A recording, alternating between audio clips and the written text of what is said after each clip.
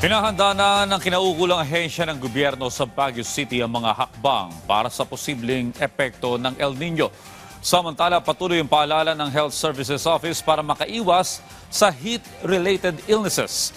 Yan ang ulat ni Jezreel Kate Lapisar ng PTV Cordillera.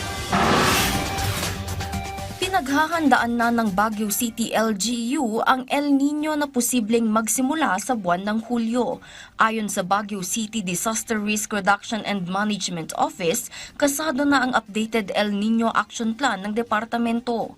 Kabilang sa paghahanda ang pag-monitor sa mga water supply ng lungsod, pakikipag-ugnayan sa iba't ibang mga kinauukulang ahensya at pagpapalakas sa kanilang information campaign upang maihanda ang publiko.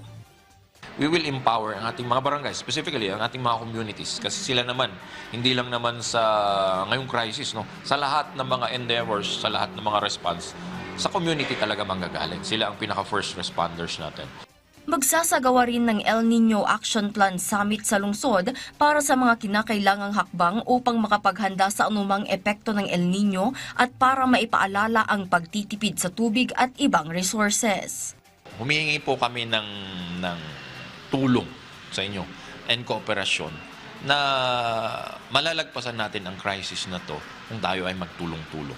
Pinapaigting na rin ng Baguio City Health Services Office ang kanilang mga health advisories lalo na ang pag-iwas sa heat-related illnesses gaya ng heat exhaustion, heat stroke, sore eyes, conjunctivitis, maging ang mga skin diseases gaya ng rashes, tigdas at chickenpox na karaniwang inaapektuhan ang mga bata.